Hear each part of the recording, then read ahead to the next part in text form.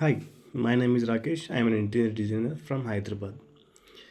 September 23 2025లా నేను రెగ్యులర్గా site visit కోసం వెళ్తున్నాను. ఆన్ ది వేలో వెళ్తున్నాక ఒక మెసేజ్ వచ్చింది, $US 00 debited from your ICICI credit card అని.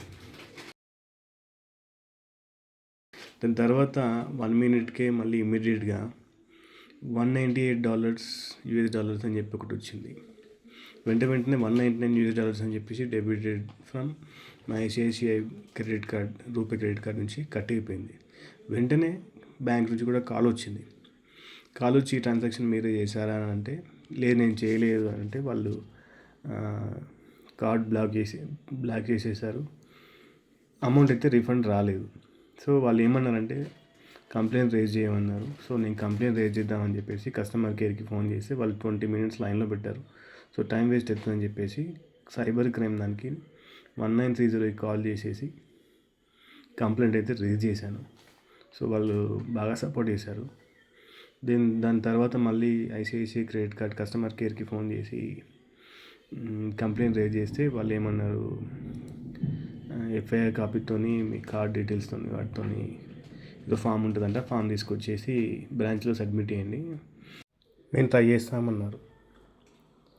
సో దీంట్లో మ్యాటర్ ఏంటంటే, అసలు మా డాటా ఎట్లా బ్రీచ్ అయింది, మాకు ఓటీపీలు రాలేవు, లింకులు రాలేవు, మేమేం క్లిక్ చేయలేదు.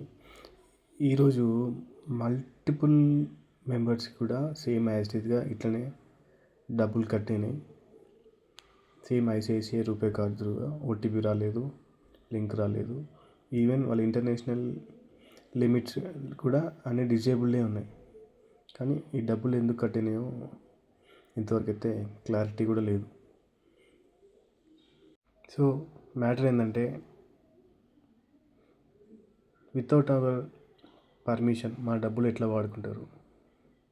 సో దీనికి ఐసిఐసిఐ బ్యాంక్ అని కాదు, అన్ని బ్యాంకులు, ఈవెన్ ఆర్బీఐ కూడా ముందుకు వచ్చి ఇట్లాంటి ఫ్రాడ్స్ జరగకుండా చూడాలని చెప్పి కోరుకుంటున్నాం. Thank you. కానీ మా డబ్బులు మాత్రం మాకు వచ్చేలా చూడండి. Thank you.